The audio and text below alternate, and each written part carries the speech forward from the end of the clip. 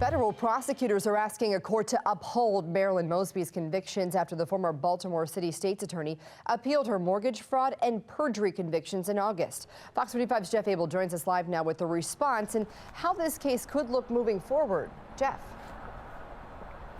Well, 2 months ago, Marilyn Mosby laid out a myriad of reasons why her case should be overturned on appeal. And today, prosecutors answered with 90 pages of reasons why it shouldn't. On the day Baltimore's former state's attorney became a convicted criminal, this is not over. Marilyn Mosby vowed to win this case on appeal.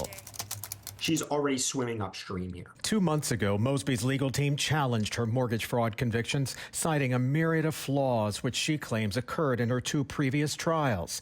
Today, however, prosecutors answered with this, a 90-page brief explaining why Mosby's trials were virtually flawless, insisting there were no legal problems which would have impacted the outcomes of the cases.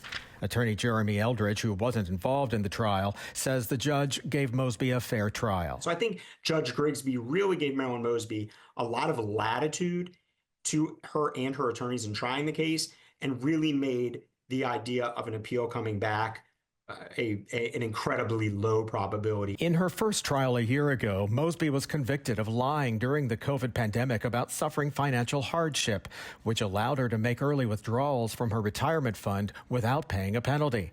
In her appeal, Mosby claimed prosecutors should never have been allowed to show jurors the 2 Florida homes she purchased with the funds.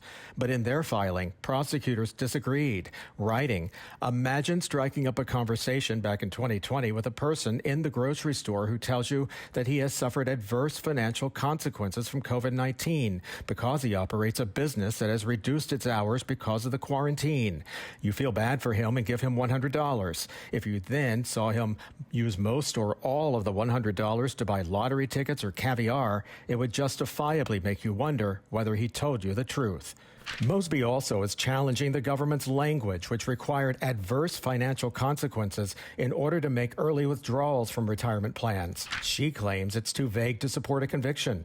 And while she contests the government's plan to seize her Florida property, prosecutors write if she wanted to keep her investment property, she should not have committed fraud to get it. She took a massive risk in committing crimes in her effort to become a real estate investor, and she was caught. There really doesn't seem to be a meritorious issue on appeal, but like every other criminal defendant that loses, they're going to take advantage of the appellate process. Well, arguments in this appeal are expected to hit the courtroom the end of January. We're live tonight. Jeff Abel, Fox 45 News. I'm Mary Bubala. Thank you for watching. Here's another video for you to watch. Also take some time to subscribe to our YouTube channel.